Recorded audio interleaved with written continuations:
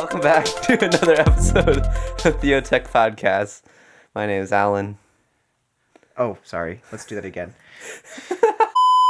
Welcome back to another episode of Theotech Podcast. My name is Alan. And I'm Chris. And we're going to talk about Pokemon Go. the new hot app that surpassed Tinder and Twitter. Yeah, I think It they're surpassed already Twitter. 20 million daily active users. Yep. Like So 1% of the U.S. population, almost. we can't not talk about it because everybody's talking about it. Everybody's playing it right now, for goodness sake. You're playing it. I am playing Pokemon Go. You're not playing it right now, but I you might are take it playing out it. just to check Actually, nearby. check to see if there's any Pokemon. I will say I have not downloaded the app, and everybody thinks I'm crazy, but I am a Pokemon purist right now. What does that mean to be a Pokemon purist? I have not been tainted with the Pokemon. Ooh, dang, you got those Pokemon. Yeah. Good day today. Well, yeah, it's definitely the hype. It's definitely the talk of everyone on social media and everyone outside right now, I guess. It's been able to get people who are very introverted to actually go outside and talk with strangers, hopefully in a positive and uplifting way. Although there are stories about people getting robbed and stuff. I don't know if you heard about that. Yeah, I have heard about that. And then, obviously accidents. It's not new. I heard someone say that, like, texting with your phone or like playing games on your phone will probably cause you to have an accident. So it's no surprise that playing Pokemon Go will cause accidents if you don't do it responsibly. But it's been cool to see how it brings people together, and I think that was the surprising thing that a lot of people have been talking about, both on social media and off social media. I don't know if you've experienced this because you play. I don't. I've been playing it, and it has been really surprising. Just the other day, there's a Pokemon gym near my house. Down the street? Yeah, just down the street. It's at that one church down there. Oh, and it's just barely out of range, so I can't like reach it from my house. I have to walk a little bit to get there. But there's 3 teams, and they're constantly battling over who has control of that gym. Mm-hmm. And it's just hilarious because like you'll just see random people standing with their phones out nearby, obviously battling for the control of the gym. Uh-huh. And these neighborhood kids on their bikes biking up and down the street just to capture as many gyms as they can, and coming back and just like kind of talking to you, hey man, which team are you on? It's like, dude, they just took over that gym down there, we're going down there now. And like like, dude, we found like this Pokemon over there, we should go over there. And like all these people that you're just meeting and talking with, and like almost like when you're walking down the street and you're on your phone, you just start sharing like knowing glances with other people. It's like, it's like, oh, and you they're too. like, yeah, Pokemon, yeah. And just I was walking around the neighborhood the other day, and like a dad rolls down his window with his kid in the car. It's like, yeah, man, we just found XYZ over there or whatever like that. Like out of the blue, he's just telling me. It's kind of random. And then I was walking down to a park, and I ran into this girl walking her dog like 5 different times because we were just like looking for Pokemon in the area. Be like, oh, hey, you good? It's like, hello again. And I've been playing with my sister, and then it makes her want to get out and like, okay, I'm just gonna go for a walk now. And you know what she's doing? She's trying to catch Pokemon on her walk. I've broken my record for like the most steps I've taken because I have a separate app on my phone. It's a Samsung that tracks my steps. Yeah. And I just keep breaking records because the game is making me walk more and go out and about and like do things. It's not making you walk. Okay, you want I want to. to now. You want to. I want to now. You want to catch the Pokemon. Yeah. So it's been incredible about how much it's changed my behavior and the behavior of other people so quickly. Yeah. So quickly. It's interesting because there have been other games that have similar functions before this. Yeah. Incorporating the virtual reality, alternate reality. Yeah. Or augmented reality. Or Augmented like reality, AR sorry. instead of Yeah. VR. I keep getting those mixed up. But there have been games like that. There have been geo-syncing or geocaching games which allow players or users to find certain locations or artifacts. So it's been interesting because none of these technologies are new. And also, like, catching Pokemon, like, are you kidding me? Like, you just throw a Pokeball. It's like one of those hit the can thingies. It's like the simplest app, like, game out there. But yet they incorporated those 3, and they stamped kind of their Pokemon The like intellectual property, the yeah, IP. and so it got me thinking about why this game in particular is so popular. Because if you think about it, if you break it down to just core mechanics, every single one of those things have been done before. Um, and actually, this is what we're trying to get into in our next topic, which is Pokemon had 20 years. Basically, it came out, when I was in elementary school. And so a lot of the people right now who are in kind of like their mid 20s or even late 20s are like having this nostalgic feeling towards this Pokemon, and that's why they're going out. And also Pokemon has literally evolved, constantly evolved, but like literally evolved too with the number of Pokemon and the number like reaching into different medias in terms of like TV and like movies and games and stuff like that. Yeah, So it's a huge it's transmedia property. yeah, it has been, cross culturally affecting all these generations. And I think when this when this app came out, when this game came out on your phone, like all of a sudden it brought back kind of the thing you wished would have happened when you were Yeah. 7, but didn't really have the technology to support it. Yeah, I You think know what I that's mean? very true. And I think that's the key thing. It's like it goes beyond nostalgia because we can be nostalgic about all kinds of childhood memories, Yeah. but it actually is enabling something that we wanted as kids that we could never have, and now it's suddenly like possible in the real world, Yeah. right? Like as kids, I don't know about you, but I always felt like the same thing when I would watch the show and stuff. It's like, oh, it'd be I so cool if like the animals I saw, I could like throw a ball and catch it, and make it yeah. my pet or whatever, Yeah. and I could battle them and all that stuff. Like I would play the Game Boy game too and Sure, stuff. yeah. So it always felt like it was so awesome that could be real life. And so now it's actually possible. They already tested the value proposition, quote unquote, way back then with their IP and their story and their world and the games and stuff, and Yeah. it proved that it worked. Like, gotta catch them all, right? The completionist in us just wanting to actually fill out that whole map and discover every single Pokemon I there want to is. be the very best. Yeah, like no That's one the said. first line. Want to be the very best. Yeah, but yeah, gotta catch them all. Yep. Yeah. I want to be the very best. Yeah. And it's the RPG elements, right? Leveling up your Yeah. creatures and everything like that. Like they just hit all the mechanics right, and they've been able to translate that into ARG, into a augmented reality game. So Yeah. If I'm thinking about it and honestly asking myself, like, would I build something right now and not see the fruition until when I'm 40, 45? Because this is a 20-year, even 30-year, I don't even know how many years it's been, but Pokemon's not been out for a really long time. Whoever initially conceptually started it probably didn't realize it would be this big. But I guess for me, like I'm kind of working backwards and saying, would I believe in my craft enough to say that this will last like 20 some years? And I mean, this is kind of like touching on like legacy a little bit, and like thinking about, what we're building today and how that's translating to tomorrow and like the next year and like 10 years down the road. Because I think this is a really good example of that. So I had a thought as you were talking about legacy, and that was, I don't think that the creators conceived of what their IP would become, but as they iterated on it, as they discovered the popularity, and they got the the storyline, the games, and the transmedia things in line, it just kept evolving. Yeah. It kept leveling up.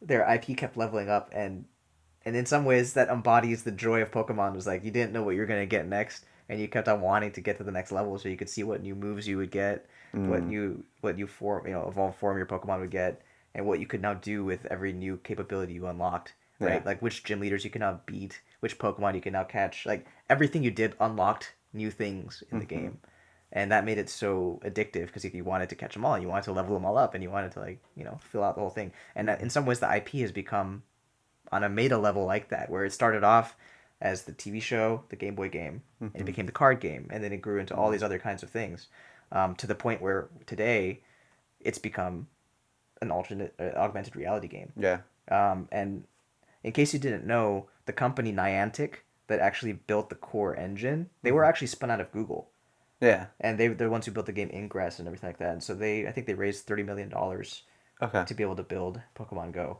Okay. But they're raking in like. And now they're raking So like over $1 million a day. Yeah. So that's like 365 million for 30 million. Like, hey, that's an awesome return on investment, right? Yeah. But they were the ones who discovered the game mechanics, not Pokemon. Mm. Like they're the ones who discovered it with Ingress, Yeah. their geocaching game ahead of time. And then I think as the elements emerged, they were able to combine the Pokemon lore and intellectual property and storyline from the past Yeah. with their geocaching game mechanics and put it together into something that it's like, who would have known? It's like, hey, this is amazing, And Yeah. obviously it was strategic because they were putting $30 million into it. So Nintendo, Google, like they knew what they were doing. Yeah. And the Pokemon Company, they knew what they were doing in putting that together. But it was, I think, also a serendipitous convergence of everything that was set up from the past with what was happening in the present. Yeah. That makes Pokemon Go like a possible thing. Yeah.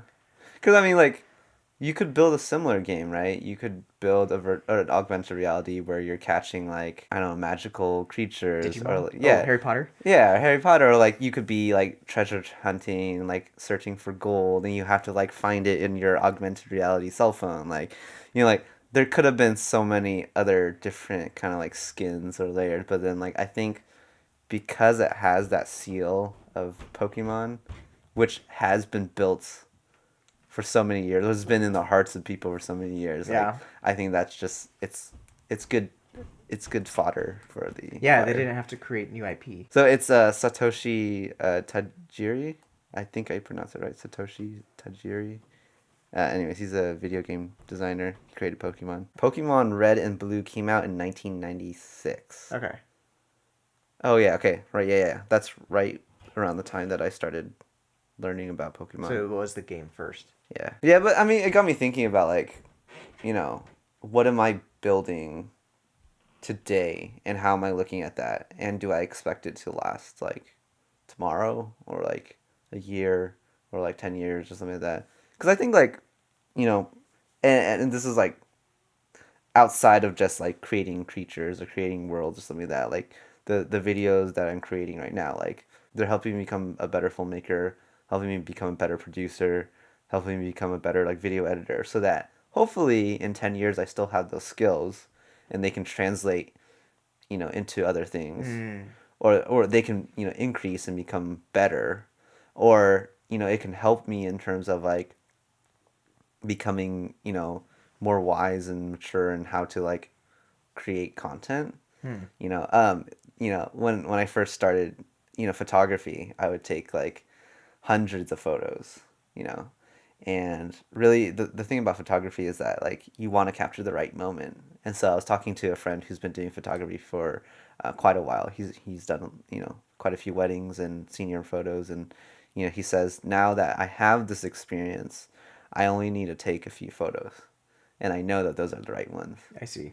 So like part of also that legacy is that you've learned all this information, you've gathered all this information, and then you become kind of like this, I would say, better person. You've Yeah. achieved eminence in your field. Yeah. Or something. Yeah. Yeah. So That's interesting because usually when I hear the word legacy, I think of people who want to pass something on to the next generation. okay. And like that's how I in my brain, that's usually how the word legacy is connected. It's like it's usually older people who are thinking about like, well, I've already kind of made it in my life, and now what do I want to do for the next generation? Because I'm already settled. So it's interesting to hear about your thoughts about a legacy in the sense of like your person, like the person that you've become. Yeah. Right. That's an interesting use of the word that I haven't heard a lot of. Okay.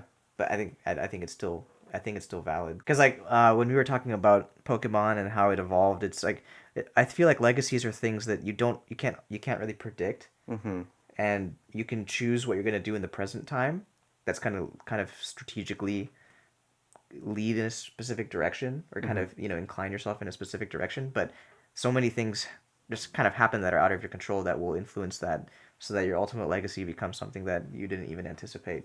Yeah. I think that is something like it just life happens, Yeah. and what we do is like we kind of lean in a specific direction against the currents of life, and we end up somewhere that neither us nor others could have predicted. I've always imagined that it's like layer upon layer, or like foundation upon foundation. You build upon like what you learn, and that's I guess that's why I use legacy in that term, in that context. Is that like I'm learning things now, like is that going to be a foundation for kind of this next step? And for me, I always hope that it is, Yeah. whatever I'm doing. Like I hope that whatever I'm creating will in some way help the next thing that I create, and that hopefully that thing will help facilitate in the next creation of whatever, and so on and so forth. And so, like, at the end, 20 years from now, like, I want to look back and be like, oh yeah, like, I did all these things, and yeah, maybe it didn't turn out the way that I thought it would, Yeah. but it still helped in some way, and it kind of built this, like, cool structure. And now, 20 years looking back, it's like, oh wow, look at the statue. But it started out with just, like, one stone at a time. Mm-hmm. Tying this all back to Pokemon Go, I don't think this app would have been so successful had it not had its previous successes on the Game Boy or the card games or the TV show, you know. And I think, like, that's kind of the one of the main reasons why I think it was so popular, because then again, like, I was talking about how the game mechanics, it's very similar to Ingress, actually. I've never played Ingress, but like, I've heard about what it was like, and it's like they could have did any game similar to Pokemon Go. They could have, like, had a treasure hunting game or some sort of mystical creature game, but because it has, like, the seal of approval, I guess, I think that's why it's kind of blown up. I actually think, like, yes, it's true that it's the culmination of 20 years worth of evolution for Pokemon. But I wonder if, like, it's not so much, I don't think it's the seal of approval. I think that it really is the lore, like the story. Yeah. Like, I don't know if I can use the word story because everyone's an individual Pokemon trainer, so everybody has their own story. Yeah. But it's sort of like they've created a world where these things have significance. Yeah. They've told a story that makes these things significant. Mm-hmm. So what I mean by that is that searching for treasure, that's just like in-game treasure, doesn't have the kind of significance that this Pokemon storyline has built up over all these years of trying to catch them all and become the best trainer, and all the TV shows, the cartoons that they did, the Game Boy games that they did, and everything like that. It's been retelling these certain stories that make it so that, oh, I just caught a level 25 Charizard or whatever like that. Well, I guess you would want to have a CP 3000 Charizard or whatever. That means something. Yeah. Without all that story, that means nothing. Mm. You know what I mean? Yeah. And they've been able to successfully tell that story again and again and again in different mediums, in a compelling way that people enjoy, so that now when the game comes out, they can now live that story. Mm-hmm. And all that significance that was set up all those many years ago is suddenly being re-experienced in a whole new way. Because, like, as an adult, I don't want to play the Game Boy Pokemon Red again. Yeah, because you've done that. I've already done it. It's already done. But now I can experience that whole world again in a whole new way that's, like, part of my real life. Mm. And that's incredible. And that's why I think that something like the mechanics of Ingress, what Niantic built in Pokemon Go, it could apply to other IP too that has the same kind of significance. Mm-hmm. So when I think of, like, Harry Potter, for example, that is an amazing, like, world of of story and mythos and lore that if you could now live that out in a game world, augmented reality game, it would take as well. People would just, like, jump on it because they actually want to. They've already experienced the significance from the story, and now they want to experience it personally. That'd be crazy. Because your cell phone would be your wand. Yeah, if your cell phone is your wand, and you're like Lumos, and it's like, lighting up the room. I don't know. Oh, it could have, like, voice recognition. Yeah, or they could start making hardware where it's actually like a wand that's Bluetooth controlled or something, and it's connected to your phone and you talk, and then, So, people want to actually live out these stories. That's why Star Wars, which is a property that's even older than Pokemon, That's true, yeah. keeps making comebacks. Yeah. And it's just like being all these new iterations of it, and people still want to buy lightsabers and, like, swing it around and pretend that they're Yoda or Darth Vader or whatever. Mm-hmm. It's because they've already experienced that significance of that story, and they want to relive it. Yeah. And I think that's when you couple that powerful narrative with new technology that enables us to do things like we could never do before, but not for its own sake. Like you said, anybody could do a check-in to get a treasure chest, but it has no meaning. Yeah. It has no significance. It's the story that lends it its meaning. When you combine those two, and now people can actually live a story that they already enjoyed, whoa, like, yeah. That's my sense. Yeah. And I would almost tie it in, and I don't have an answer to this question, but, this being the Theotech podcast, it's like, what does that tell us about even technology and God, right? And as Christians, we believe that the gospel narrative is the most powerful and true story. Kind of what C.S. Lewis would say is that Christianity and Jesus Christ is like the true myth. Mm-hmm. The God who becomes man, dies, and then rises again from the dead to restore all of creation and save his people. Like, it's the true myth. It's the story that everybody loves to hear, and it turns out it's actually true. Like, it really happened. As I'm talking, I'm trying to draw the connections. I don't know the answer, but it seems as if any ways that we use technology to be able to help people to live the significance of that story is going to be a compelling thing. Yeah. And any time that we take the story for granted or do it in a really crude way or something like that, you end up with a lot of the kind of Christian cliches where it's like, oh look, it's like Facebook for Christians or whatever like that. The things that don't seem to have really they're missing the significance. Yeah. And they're missing the essence. And so whether we're creating podcasts and movies or apps or games or whatever it is, it's like that's like the fundamental as a Christian for at least for myself. Like I think what does it have? What's its relevance and significance with regard to the gospel narrative, and not in a way that we have to force it. Yeah. But in a way that it just comes out and it becomes something that's like, yes, I want to do this. Like I got to catch them all. Like, what would that look like for the kingdom? I don't have an answer yet, but that's kind of what's on my mind as I think about this awesome. Like, I have fun playing Pokemon Go, Sure. and just kind of the experience. Like, what would that look like? I don't know yet, but I feel like there should be something. Like Pokemon's, it's all fiction. Yeah. So if you don't become the very best, well, maybe that's okay. If you don't literally catch them all, well, that's okay. But in the Christian walk, we believe that Jesus Christ really died and rose again from the dead, that he gave us the Holy Spirit, and that our lives are going to have a whole new characteristic now that has the flavor of God rather than of man. And when we feel disappointed in our day-to-day lives that it's not happening the way that we thought it would, that's serious stuff. That's not a fictional world like Harry Potter where you escape for a little bit and it was great and you wish that it could be real life. That's like, we thought like this is the true myth, and yet in our lives all the significance that we believe the gospel has in our minds doesn't seem to be playing out in reality. Or if it does, it seems as if we're just losing, basically. Yeah. We're on the losing side. The devil's winning, and we're all the losers who are kind of like stuck with nothing. Yeah. You know? And that makes it so hard, I think, existentially. Sure. Because you kind of put your hope on it, right? You put your faith in it for reals. It's not just like an entertainment like Pokemon. Yeah. And you're like... Or if you lose a Pokemon, like, oh, it's okay. Like, well, it's not okay. My sister was so upset that she lost a Sandshrew. Okay, never mind. I'm wrong because I don't play Pokemon Go. It is okay. But I mean, it's a like, minor frustration. It's a minor setback, but it's like in the grand scheme of things, it's like it's going to be okay. I feel like the gospel is like you play the game of life. Yes. And that's like where it counts. And that's like, I mean, part of the reason why I don't have Pokemon Go is that because like I want to win at life. I don't want to win at Pokemon Go. Like, I'd rather be winning. I mean, it's fun and all to see, like, everyone play, and I don't have anything against Pokemon Go. Like, I really... And actually, one thing I do appreciate is the fact that it does bring people together. Strangers, families, like, friends, whatever. Like, it brings people together, and that's no denying that. But the thing for me is, like, I'd rather not play it and just win at life and do well, like... in my own like walk with God and walk with men and like in work and stuff like that. But that's just my opinion. No my problems with that. you know? I've kind of felt the same way, and I've been accused in the past of being just way too serious. Yeah, for sure. And I think I don't understand again what it is, but somehow the playfulness of it is what enables people to come together. If it was serious, we would stay isolated. Yeah. But because it's no big deal, we just go and like walk and have fun and like we laugh. Right. And almost like that playfulness is necessary for it to actually be able to bring strangers together.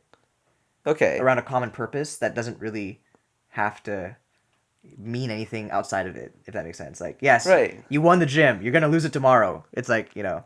So we might have to bring this up in part 2, but then why can't playing life be as fun as that? Because the stakes are so much higher.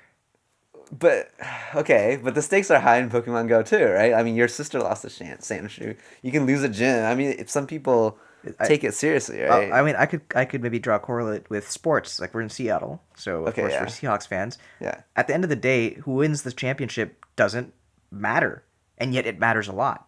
It doesn't matter to the investors. Well, no, sometimes investors. Okay, it matters because of money or other things like that. It matters to the players, it matters to the fans, but it's just a game. Some people would disagree with you. And that's my point, is that for some people, it's more than a game. Yeah. It's that serious. Like, it really matters. And so I don't think Pokemon Go is a new phenomenon. It just hits a different niche. It's hitting a different audience. Sure. Than what, traditional sports might do or something. Yeah. And you're right. We could talk about it during part 2 or something. But I think that that's a really awesome question to ask. Because, like, why can we care so much about things that on the surface seem insignificant? They don't really matter to life. And then for life itself, it's so hard to stay motivated and to care and to keep pursuing the long-term legacy Yeah. of what God has for us. Stay tuned. Part 2 coming soon.